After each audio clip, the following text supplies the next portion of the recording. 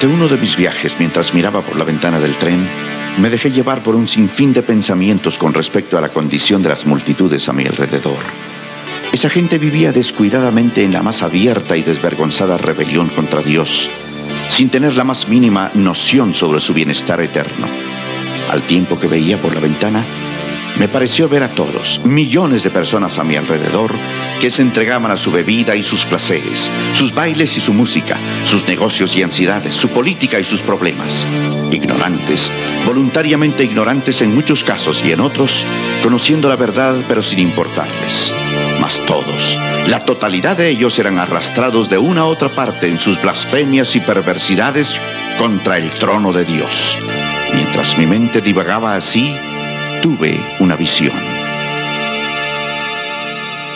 Vi un océano oscuro y tempestuoso, sobre el cual colgaban pesadamente negras nubes. A través de ellas se veían de vez en cuando el relámpago de brillantes rayos seguido por el sonido de potentes truenos. Mientras los vientos gemían y las olas se levantaban y arrojaban espuma, encumbrándose y rompiéndose, solo para levantarse, arrojar espuma, encumbrarse y romperse otra vez. En ese océano, creí ver sumergidos a millones de infelices seres humanos gritando, vociferando, maldiciendo, luchando y ahogándose. Y mientras maldecían y gritaban, subían a la superficie chillando, y algunos de ellos se hundían para no volver a emerger otra vez. Y vi en medio de este negro y enfurecido océano que una roca majestuosa se alzaba muy por encima de las negras nubes que pendían sobre el mar. Y alrededor de la base de esta roca vi una vasta plataforma. Con agrado pude observar en esta plataforma cómo un número de los desdichados que se ahogaban, luchaban y trataban continuamente por salir del mar. Y vi a unos cuantos de aquellos que ya se hallaban a salvo sobre la plataforma, ayudando a las pobres criaturas que aún estaban en las iracundas aguas a ponerse a salvo. Viendo más de cerca, descubrí un número de aquellos que habían sido rescatados, trabajando laboriosamente y proyectando por medio de escaleras, cuerdas, botes y otros medios más efectivos, sacar a los que se hallaban en este mar. Y aquí y allá hubo algunos que incluso se lanzaron al agua, sin importar las consecuencias en su pasión por rescatar al moribundo. Difícilmente sé qué fue lo que más me agradó. Si la escena del esfuerzo que hacían los que estaban en el agua por escalar la roca y salvarse, o la devoción y autosacrificio de aquellos que se entregaron todo su ser a la tarea de salvar a los primeros.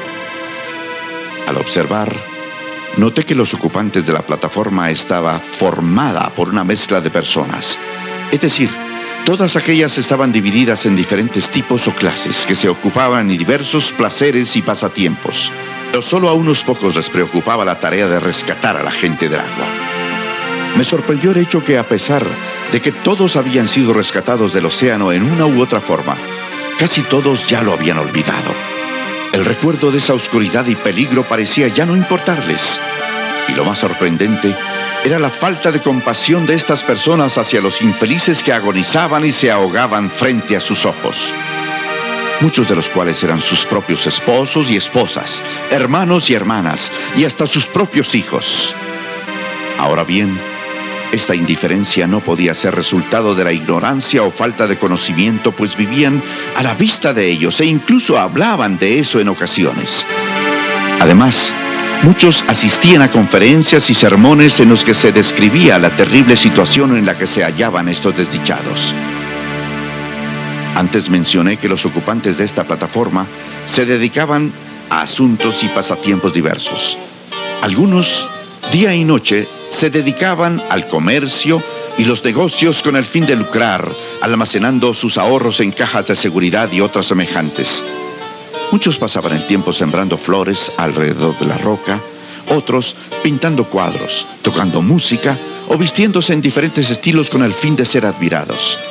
Otros se ocupaban sobre todo en comer y beber, y a otros se les dio por discutir sobre aquellos que ya habían sido rescatados.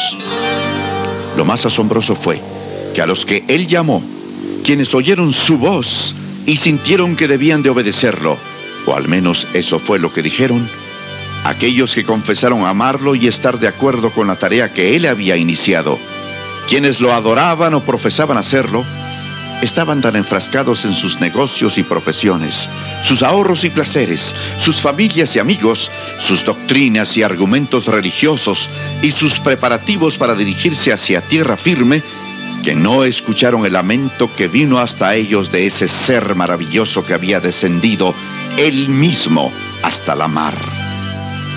En todo caso, si lo oyeron, no le pusieron atención, no les importaba.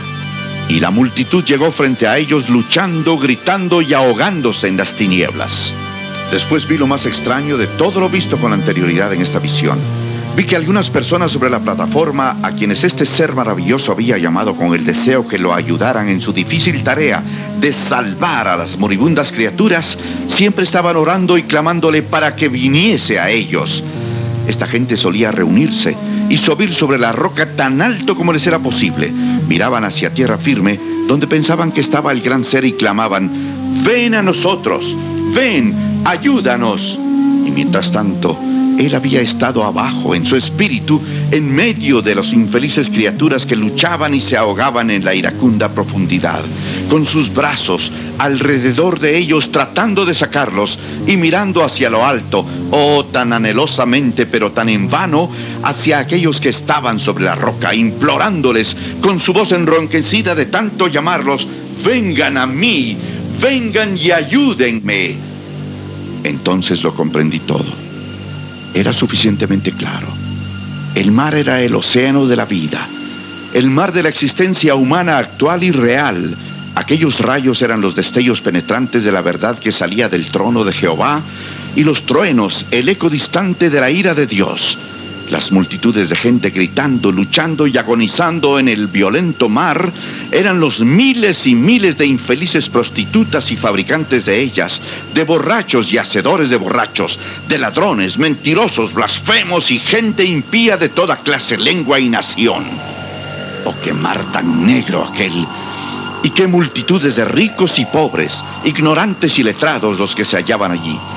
Todos eran muy diferentes en su estado y circunstancias externas, pero semejantes en una cosa: todos pecadores delante de Dios, todos atados y sostenidos por alguna iniquidad, fascinados por algún ídolo, esclavos de alguna diabólica lujuria y gobernados por el inmundo demonio del abismo insondable. ¿Todos semejantes en una cosa? No. Todos semejantes en dos cosas. No solo semejantes en su iniquidad, pero salvo que sean rescatados, semejantes en su hundimiento hacia abajo, al mismo destino aterrador. Hundimiento hacia abajo, hacia el mismo destino aterrador. Hacia abajo, hacia abajo,